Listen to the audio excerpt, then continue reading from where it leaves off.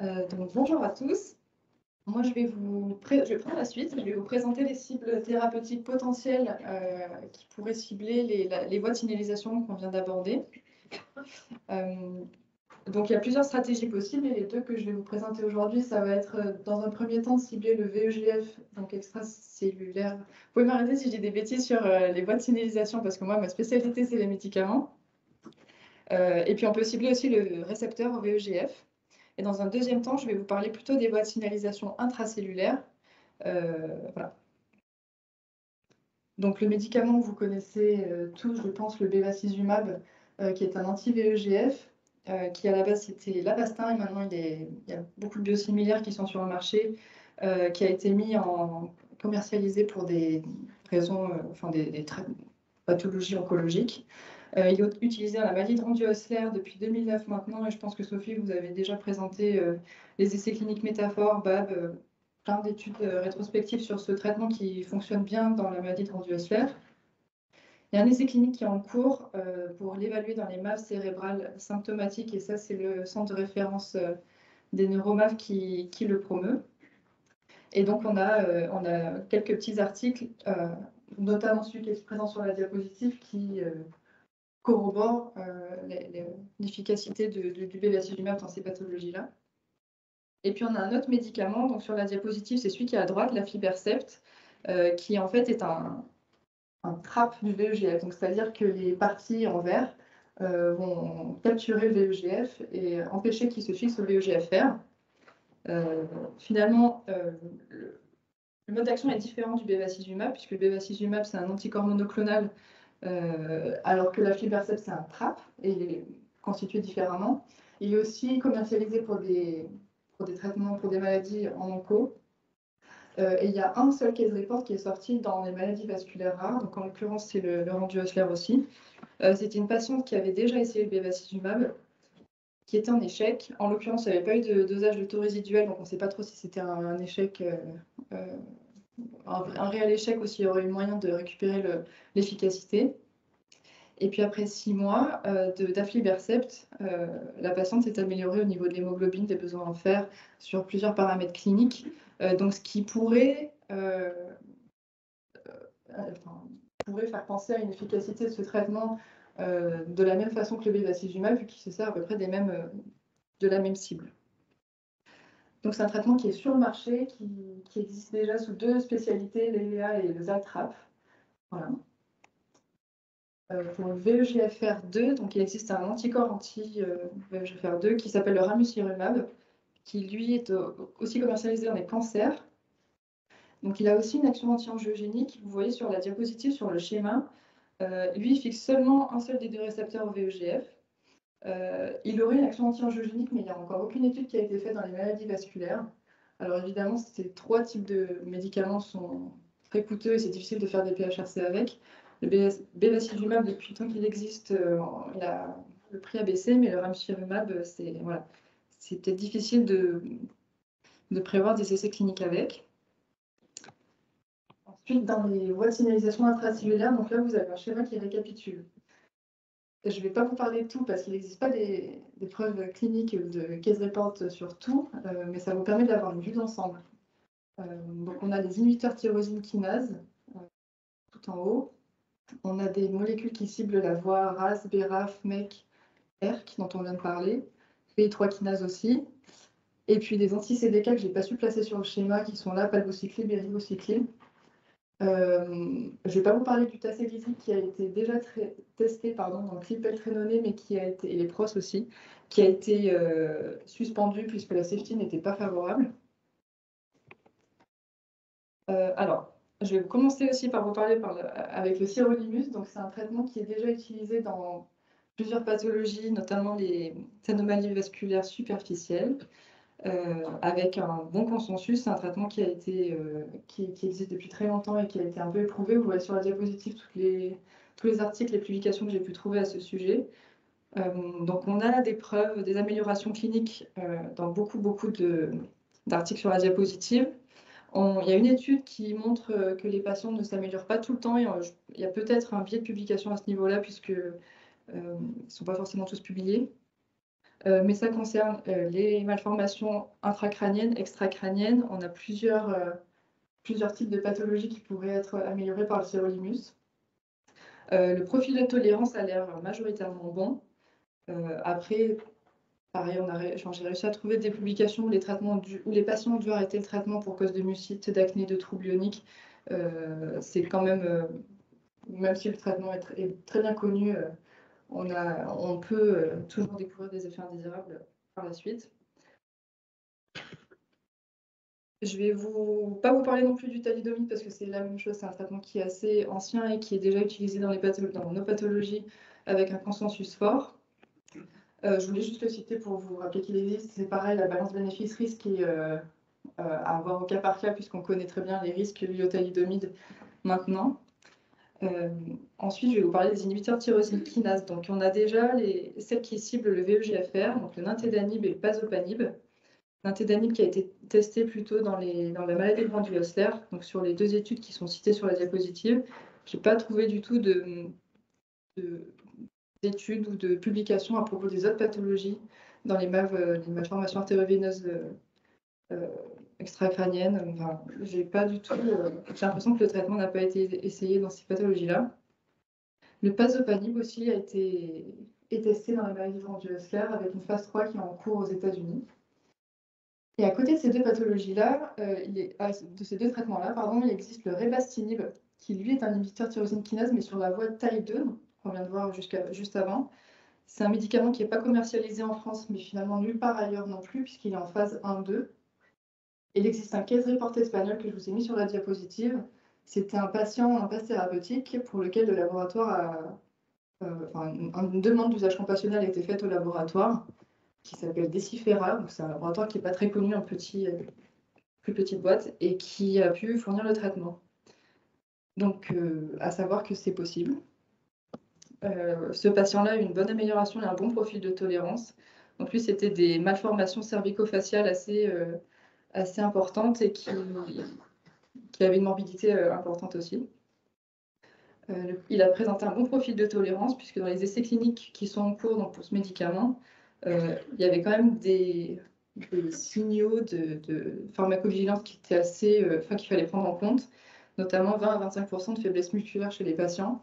Et lui, il a très bien toléré le traitement, donc ça s'est bien passé pour lui.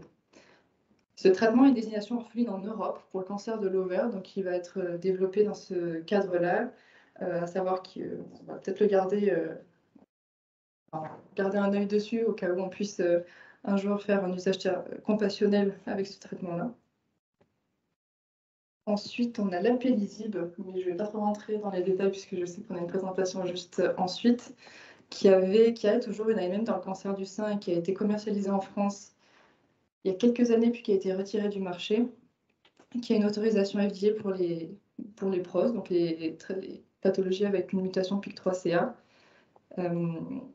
Donc c'est pareil, en France, dans les maladies vasculaires rares, il est possible de s'en servir en faisant une demande d'autorisation d'accès compassionnel si vraiment on a des preuves, on a des pistes de preuves que ça pourrait fonctionner chez le patient. Par exemple, s'il y a une mutation PIK3CA chez lui, on pourrait, en montrant une similarité physiopathologique avec les PROS, on pourrait avoir accès à ce traitement.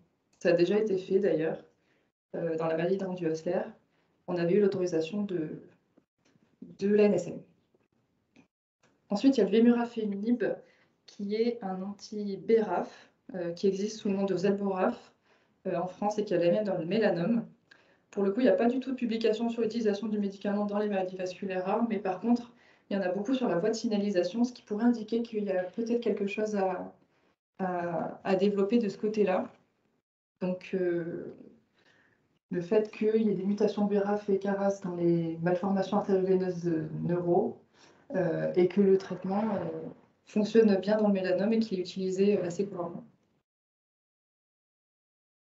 Et puis enfin, il y a le trametinib. Donc ça, c'est un traitement anti-MEC. Trametinib, et puis il y en a d'autres, des anti-MEC. Il y a le cobimetinib et j'en avais un troisième mais je ne vais pas le noter sur la diapositive. Qui font l'objet de plusieurs essais cliniques en cours dans les MAV extracrâniennes, mais pas que. et dans les MAP réfractaires. Donc, on va avoir plus d'informations à ce niveau-là dans les années qui arrivent, puisque les essais vont se terminer. On a déjà plusieurs articles qui montrent que quand ce traitement est donné chez des patients qui sont mutés, alors là, par exemple, l'article de droite, c'était un patient qui était muté MAP2 kinase, pour lequel ils ont pensé que ce traitement pouvait cibler la voie qui faisait défaut chez ce patient. Et on arrive avec une bonne efficacité derrière. Donc ça, c'est un traitement qui est sur le marché, dont on pourrait se servir en faisant une demande de prise en charge exceptionnelle si on veut s'en servir hors AMM chez les patients. Voilà, donc si vous pensez que les anti-MEC peuvent être efficaces, on sait qu'il y a le tramétinib qui existe, qui, pareil, c'est comme tous les traitements innovants, coûte un peu cher, mais ça paraît assez prometteur. Voilà, donc en conclusion, on a beaucoup de cibles moléculaires dans la voie de signalisation. Il existe des médicaments qui sont en cours de développement ou qui sont déjà sur le marché et qu'on pourrait repositionner. Donc, faire en sorte, parce qu'ils sont beaucoup, vous l'avez compris, hein, développés dans les cancers et toutes les indications oncologiques, mais il y a moyen de faire du repositionnement puisqu'ils sont sur le marché. Il y a une bonne cohérence physiopathologique, c'est assez cohérent quand on parle des mutations chez les patients et des cibles thérapeutiques de ces traitements-là.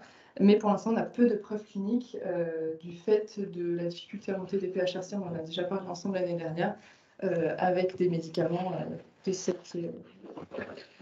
coup-là et de cette... voilà. C'est assez difficile de monter des projets avec des traitements à repositionner. Je vous remercie.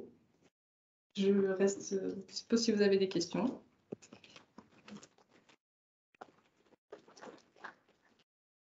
Merci beaucoup, Laura.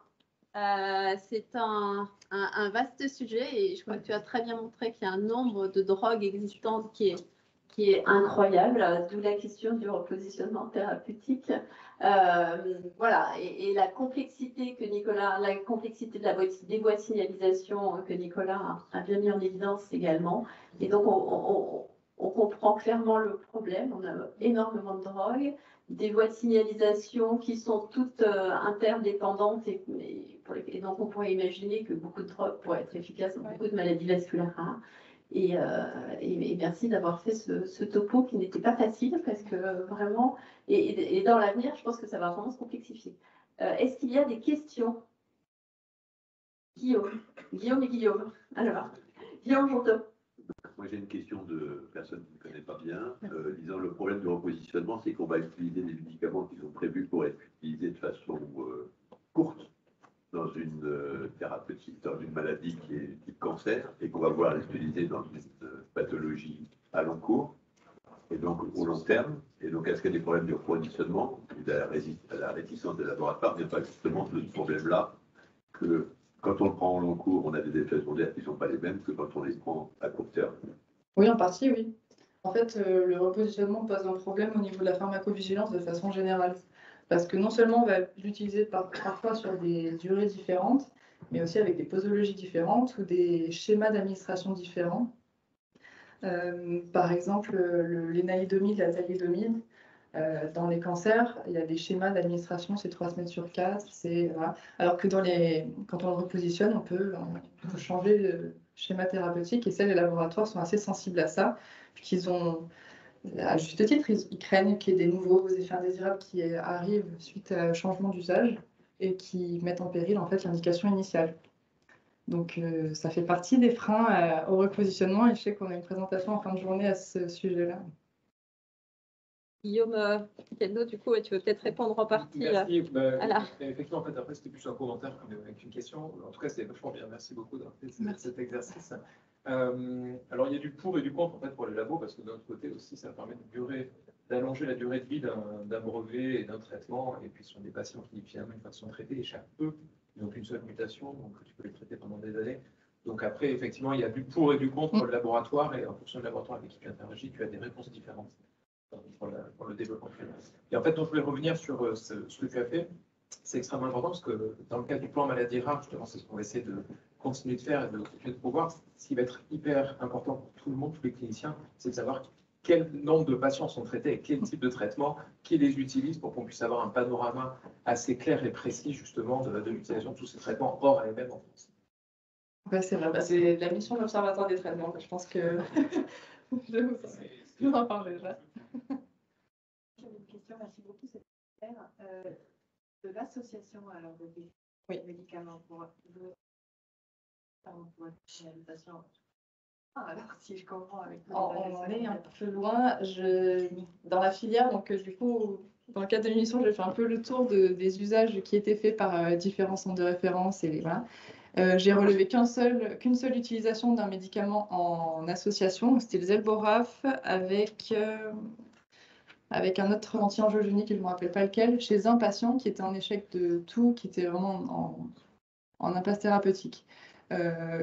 Comme déjà, on a très peu d'informations cliniques sur les médicaments utilisés tout seuls, c'est assez difficile de se projeter pour faire des associations, surtout que dans les cancers.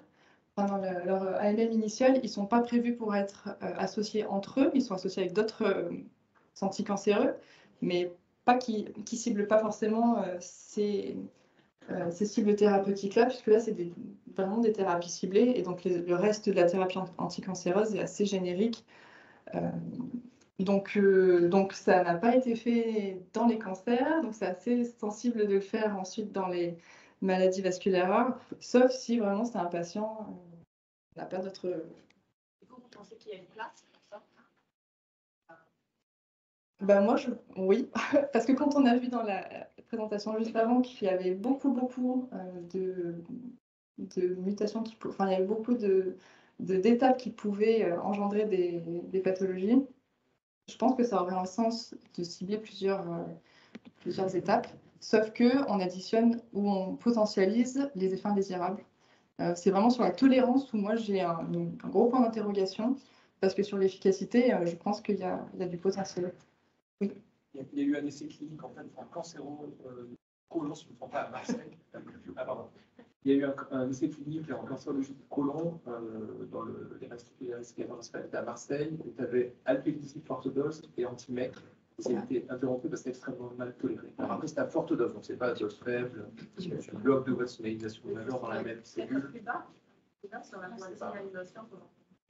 Je sais pas. Moi, j'ai fait un patient qui a une mutation de BRAF 600 et qui est traité par anti-BRAF et anti-MEC en même temps, c'est pas très bien toléré. Ça n'a pas apporté en plus le truc majeur.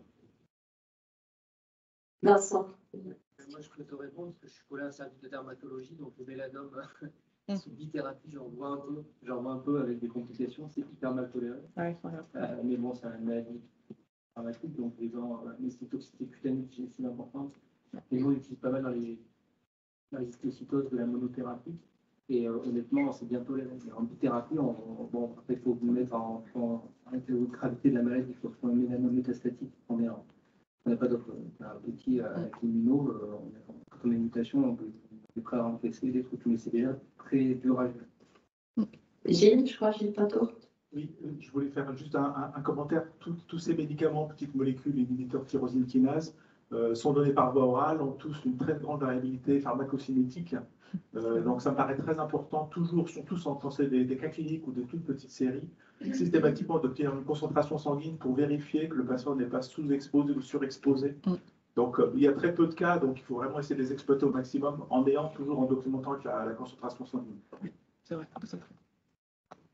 Je vais en profiter pour faire la parfaite transition avec Philippe Marambeau. On est très heureux d'accueillir Philippe Marambeau qui vient de New York, qui travaille au Feinstein Institute à New York, et sur des modèles cellulaires et brins. Je crois que Philippe a travaillé d'abord beaucoup sur la maladie